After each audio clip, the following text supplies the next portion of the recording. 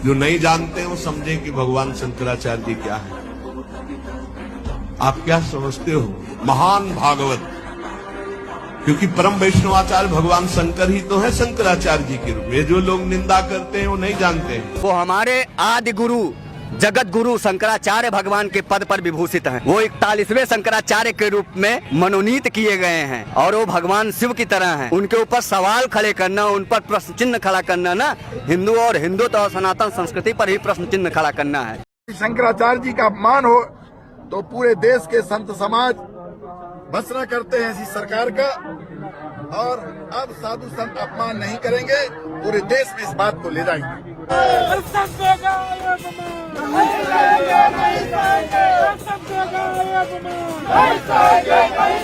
भारत में 4 शंकराचार्य हैं जो सत्ता के नहीं बल्कि सनातन धर्म की रीढ़ माने जाते हैं। फिर प्रयागराज के माघ कुंभ मेले में ऐसा क्या हुआ कि अमावस्या स्नान के 3-4 करोड़ की भीड़ के बीच शंकराचार्य का रथ रोक दिया गया। साधु संतों, बच्चों और बुजुर्गों से धक्का मुक्की हुई, बैरिकेड लगाकर रास्ता बंद कर दिया गया। जबकि उसी वक्त कुछ अन्य अखाड़ों को ढोल, नगाड़े, तलवार और पूरे तामझाम के साथ स्नान की अनुमति मिली। तो सवाल उठता है, क्या नियम सबके लिए एक थे या आस्था को राजनीति की तराजू में तौला जा रहा है? जब शंकराचार्य ने सिर्फ सम्मान पूर्वक स्नान की बात कही तो क्या जवाब लाठी, अपमान और चुप्पी होना चाहिए था? क्या यही हिंदुत्व है या फिर जो सत्ता के करीब नहीं है वही आज निशाने पर? सोचिए, कुंभ आस्था का पर्व है या राजनीति का अखाड़ा? अभी अभी की घटना है। धर्म सम्राट जगतगुरु शंकराचार्य स्वामी अभिमुक्तेश्वरानंद जी महाराज कुंभ में स्नान करने के लिए अपने साधु संतों की टोली के साथ में जा रहे थे और वहां उत्तर प्रदेश के कुछ पुलिस प्रशासन ने उनके साथ में धक्का मुक्की की। और ये किसके राज्य में हुआ जानते हो? ये योगी आदित्यनाथ के राज्य में हुआ है। भारत की सनातन परंपरा हजारों सालों से चली आ रही है। इस परंपरा में 4 शंकराचार्य सर्वोच्च आध्यात्मिक मार्गदर्शक माने जाते हैं। ये केवल धर्म के शिक्षक नहीं है बल्कि सांस्कृतिक संरक्षक, गौसेवा के प्रोत्साहक और हिंदू समाज के नैतिक मार्गदर्शक भी हैं। शंकराचार्य अपने जीवन में साधना और तपस्या के माध्यम से धर्म, आस्था और नैतिकता की रक्षा करते हैं। उनका पद और प्रतिष्ठा केवल वाक्यों में नहीं बल्कि उनके कृत्यों और समाज के प्रति उनके योगदान में झलकती है। हमारा देसी घोड़ा बंसी बजा रहा है, देश हमारा कहाँ जा रहा, कहो नरेंद्र मजा आ रहा, देश हमारा कहाँ जा रहा, कहो नरेंद्र मजा आ रहा। हाल ही में प्रयागराज के माघ कुंभ मेले में एक ऐसा घटनाक्रम सामने आया जिसने देश भर में सवाल खड़े कर दिए।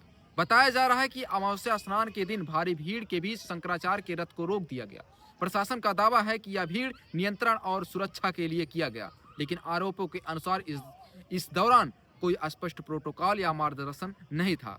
रथ को 1-2 किलोमीटर दूर खींचकर किया गया और श्रद्धालुओं को रास्ते से हटा दिया गया। चिता सांसों में है धुआं, फिर भी आसमान में है जगी। बात के दौरान आरोप है कि साधु संत, बुजुर्ग और बच्चे भी धक्का मुक्की और मारपीट का शिकार हुए।